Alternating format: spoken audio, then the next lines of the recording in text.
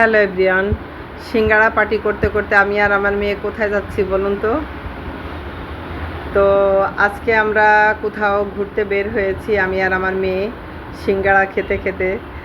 তো এখানে আমরা সিএনজি নিয়েছি, আর সিএনজিতে ওঠার আগে আমরা সিঙ্গাড়া, কিছু লটকন, পানি এগুলো নিয়ে আমরা উঠছি।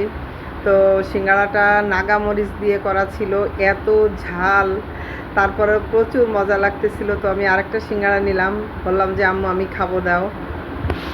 তো যাই হোক, কি বলবো, বেশ কিছুদিন হয় আমার মনটা অনেক খারাপ।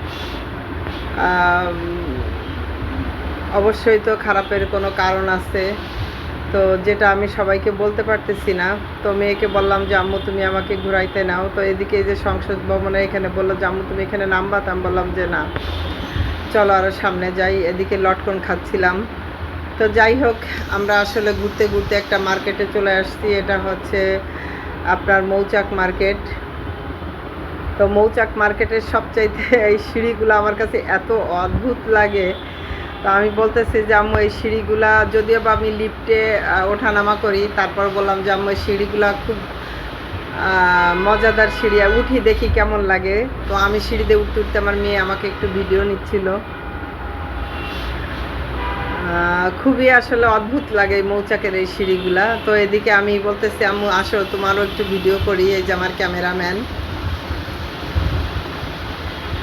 তো মার্কেটে উঠতেছি, বিভিন্ন ফ্লোর থেকে আপুরা ডাকতেছে, আপু কী নেবেন।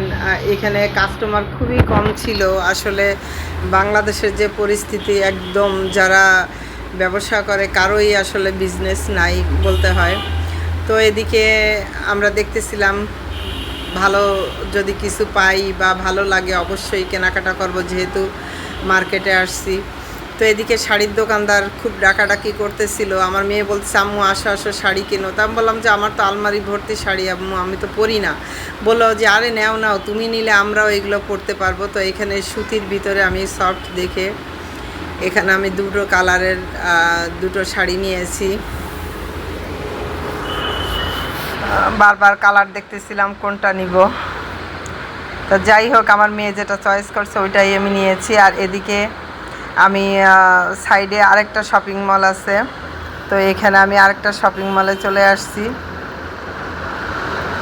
তো এখানে হচ্ছে শপিং মলটার নাম হচ্ছে সেন্টার পয়েন্ট।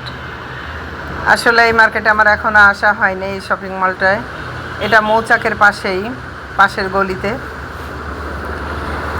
তো দেখি এটার ভিতরে ঢুকে দেখতেছি যে কিছু ভালো কিছু পাইলে অবশ্যই কেনাকাটা করব। আর যেহেতু ঘুরতে আসছি, কোথায় আর ঘুরবো, তাই মার্কেট দিয়েই ঘুরতেছি। একটু দেরি করে বাসা থেকে বের হয়েছি। তো সবাই কি বলবো যে ডাকাডাকি করতেছিল, তারপরও দেখতেছিলাম কি নেওয়া যায়। আর এমন একটা অবস্থা যে যেটাই আমি দেখতেছি আসলে কোয়ালিটি আমার কাছে একদম ভালো লাগতেছে না। কেমন জানি মনে হচ্ছে যে একদম লো কোয়ালিটি। দেখেন এদিকে চুড়ি, কানের দুল, আংটি, হ্যাঁ।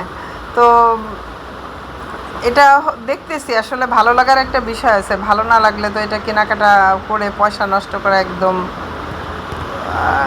ফেলানো যাবে টাকাটা। তো যাই হোক, তো মেয়ে মানুষের নজর আসলে আমরা দেখি, দেখার একটা অভ্যাস, যে দেখি যদি কিছু ভালো লাগে তাহলে নিব। তো এইরকম একটা বিষয় আর কি, দেখাদেখি করতেছি আমি আর আমার মেয়ে।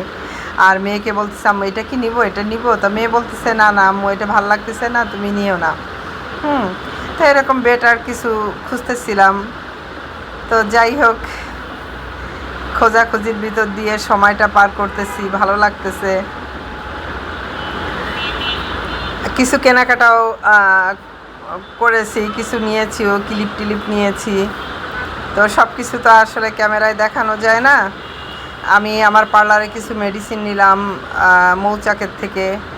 সেখান থেকেও পার্লারের মেডিসিনগুলো আসলে সবাইকে আমরা দেখাই না। তো এই তো, মেয়ের হাতে ব্যাগ, আমার হাতে ব্যাগ। এখন মেয়েকে বলতেছি আম্মু কী করা যায়। তো আমরা কোথাও এক জায়গায় বসি, চলো কিছু খাওয়া দাওয়া করি। এই তো বসে গেলাম রেস্টুরেন্টে। তো এখানে আমরা শর্মা, তারপরে এখানে লাচ্ছি নিয়েছিলাম।